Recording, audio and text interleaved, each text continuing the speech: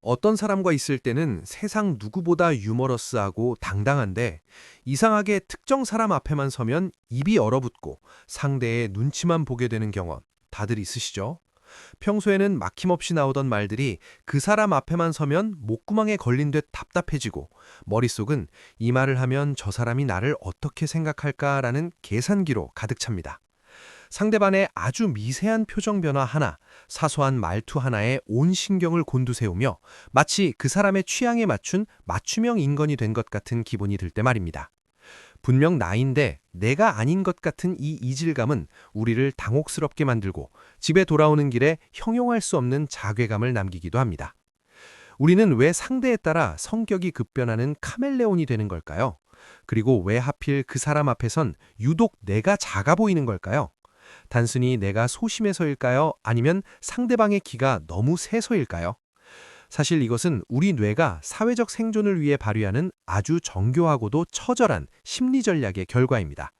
오늘 우리는 그 답을 심리학의 핵심 개념인 자아 모니터링에서 찾아보려 합니다. 타인의 시선이라는 보이지 않는 감옥에서 벗어나 나만의 궤적을 그리는 법. 지금 시작합니다. 1974년 사회심리학자 마크 스나이더는 인간의 성격 유형을 가르는 아주 흥미로운 지표를 하나 발표합니다. 바로 자아 모니터링입니다. 쉽게 말해 우리가 사회적 상황에서 자신의 행동과 감정을 얼마나 세심하게 관찰하고 조절하느냐를 뜻하는 개념이죠. 우리 내면에는 일종의 사회적 온도계가 있어서 외부의 분위기에 맞춰 나를 얼마나 뜨겁게 혹은 차갑게 바꿀지 결정하는 힘이라고 보시면 됩니다. 스나이더는 사람을 크게 두 부류로 나눴습니다. 첫 번째는 고자아 모니터링 유형입니다. 이들은 주변 환경과 타인의 반응에 매우 민감합니다. 지금 분위기에선 어떤 표정을 지어야 할까, 저 사람은 어떤 스타일의 농담을 좋아할까를 실시간으로 스캔하고 그에 맞추어 자신의 행동을 수정하죠. 이들은 사회적 센스가 뛰어나고 어디서나 잘 어울리는 인싸처럼 보입니다. 하지만 그 이면에는 타인의 기대에 부응하기 위해 끊임없이 자신을 편집하고 검열해야 하는 엄청난 피로감이 숨어 있습니다. 마치 성능 좋은 레이더를 24시간 가동하며 에너지를 소모하는 것과 같습니다. 이들은 타인의 평가가 곧 자신의 생존과 직결된다고 믿기에 가면을 쓰는 것을 멈추지 못합니다. 반면 저자아 모니터링 유형은 외부의 눈치보다는 자신의 내면 상태와 신념에 더 집중합니다. 기분이 나쁘면 나쁜 대로, 좋으면 좋은 대로 행동하죠. 상황이 어떻든 나는 나다라는 태도를 견지하며 자신의 가치관과 행동을 일치시키려 노력합니다. 때로는 고집불통으로 보이거나 눈치 없다는 소리를 들을 수 있지만 그만큼 일관성 있고 솔직하다는 평가를 받습니다. 이들에게 세상은 내가 맞춰야 할 거대한 무대가 아니라 내가 나로서 존재해야 할 자유로운 공간입니다. 이들은 타인의 시선보다 내가 나를 어떻게 생각하는가를 더 중요하게 여깁니다. 여러분은 지금 어느 쪽에 더 가깝나요? 혹시 상황에 따라 너무 극단적으로 자아의 온도를 조절하느라 지쳐있지는 않으신가요? 그렇다면 오늘의 핵심 질문으로 돌아가 봅시다.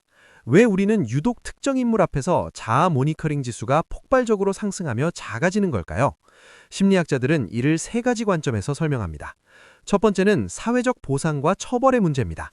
우리가 상대의 눈치를 본다는 것은 그 사람으로부터 인정받고 싶은 욕구가 크거나 혹은 그 사람에게 거절당할까 봐 느끼는 공포가 크기 때문입니다.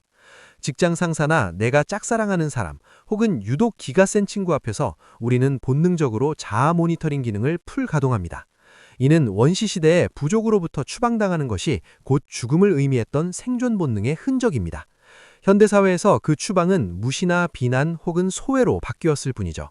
우리는 그 사람에게 잘 보임으로써 얻을 수 있는 보상을 갈구하거나 그 사람의 눈밖에 났을 때의 처벌을 두려워하고 있는 것입니다. 두 번째는 자기 복잡성의 결여입니다. 내 정체성이 오직 하나, 예를 들어 사회적 유능한 직장인이라는 이미지에만 매몰되어 있다면 그 이미지를 훼손할 것 같은 상대 앞에서 우리는 극도로 긴장하게 됩니다. 이 사람이 나를 무능하게 보면 어쩌지라는 공포가 자아를 지배하면서 상대방의 모든 신호를 나를 향한 공격이나 평가로 오독하게 되는 것입니다. 하지만 만약 내가 직장인일 뿐만 아니라 무언가를 직접 설계하고 만드는 창족자이고 아이들과 함께 디자인을 고민하는 따뜻한 부모이며 영화 속 용처럼 자신만의 용기를 찾아가는 사람이라면 어떨까요? 직장에서의 평가는 내 방대한 삶의 지도 중 아주 작은 모퉁이 하나뿐입니다. 내가 나를 정의하는 방식이 다양할수록, 즉 자기 복잡성이 높을수록 우리는 특정인의 시선에 덜 휘둘리게 됩니다. 세 번째는 에너지 소모와 번아웃의 악순환입니다. 높은 자아 모니터링은 우리 뇌의 입장에서 엄청난 연산 능력을 요구하는 고난도 작업입니다. 상대방의 미세한 동공 움직임, 눈썹의 떨림, 말투의 뉘앙스까지 파악하며 내 행동을 수정하는 일은 전두엽의 에너지를 빠르게 고갈시킵니다. 에너지가 떨어지면 우리 뇌는 비상 상태에 돌입하고 더 이상 유연하게 대처할 여유를 잃어버립니다. 이때 우리는 방어적으로 변하게 되고 그 방어 기제가 바로 위축과 작아짐으로 나타나는 것입니다. 결국 내가 부족해서 작아지는 게 아니라 그 상황에서 너무 완벽하게 잘하려고 애쓰다가 우리 뇌가 지쳐서 꺼져버린 결과일 수 있습니다. 마치 과부하가 걸린 컴퓨터가 멈춰버리는 것과 같은 원리입니다. 사회생활을 잘하기 위해서는 어느 정도의 자아 모니터링이 필수적입니다. 하지만 이것이 임계치를 넘어 과도해지면 우리는 심각한 심리적 대가를 치르게 됩니다. 가장 큰 문제는 가면증후군입니다. 상대에게 철저히 맞춘 모습으로 인정을 받을수록 내 마음 한구석에선 이런 날카로운 목소리가 들립니다. 이건 진짜 내 모습이 아니야. 사람들이 진짜 내 모습을 알게 되면 실망하고 떠날 거야. 결국 성공할수록 더 불안해지고 인간관계는 진심을 나누는 따뜻한 장이 아니라 한치의 실수도 허용되지 않는 연기의 연속이 됩니다. 가짜 모습이 사랑받을 때 진짜 나는 더 깊고 어두운 곳으로 숨어버리게 되는 비극이 시작되는 것이죠. 사랑받고 싶어서 쓴 가면이 오히려 나를 사랑받지 못하게 만드는 역설에 갇히게 됩니다. 또한 타인의 눈치를 보는데 너무 많은 에너지, 즉 주의력을 소모하다 보면 정작 내가 무엇을 원하는지를 잊어버리게 됩니다. 심리학에선 이를 자아 고관이라 부릅니다. 남들을 만족시키느라 내면의 에너지를 다 써버린 사람은 정작 자신을 돌볼 힘이 남아있지 않습니다. 맛있는 스테이크를 먹으러 가서도 내가 먹고 싶은 부위보다 남들이 좋아하는 부위를 고르고 좋아하는 영화를 보면서도 남들이 명작이라 부르는지에 더 신경을 씁니다. 집에 돌아왔을 때 형언할 수 없는 공허함과 극심한 피로감이 몰려오는 이유가 바로 여기에 있습니다. 내 인생의 주연이 되어야 할 소중한 에너지를 타인의 관객이 되는데 다 써버린 것입니다. 이것은 일종의 심리적 파산 상태라고 볼 수 있습니다. 그렇다면 우리는 어떻게 이 지독하고 피곤한 눈치 게임에서 벗어나 당당한 나를 되찾을 수 있을까요? 타인의 소음 속에서 내 목소리를 지키는 세 가지 전략을 제안합니다.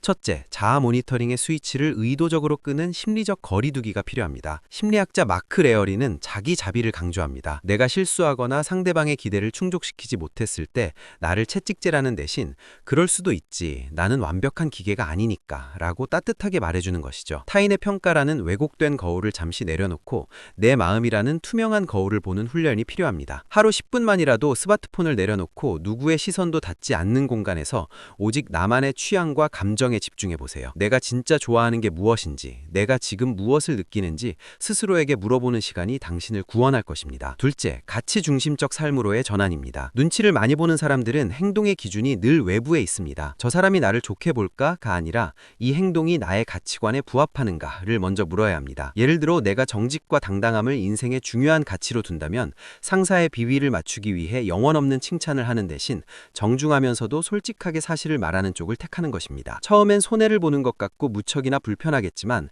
나의 가치와 행동이 일치될 때 비로소 타인 앞에서 작아지지 않는 단단한 심리적 척추가 세워집니다. 가치를 지키는 고집은 남들의 눈치를 이길 수 있는 가장 강력한 무기입니다. 셋째, 정체성의 다각화. 즉 나만의 집을 튼튼하게 짓는 것입니다.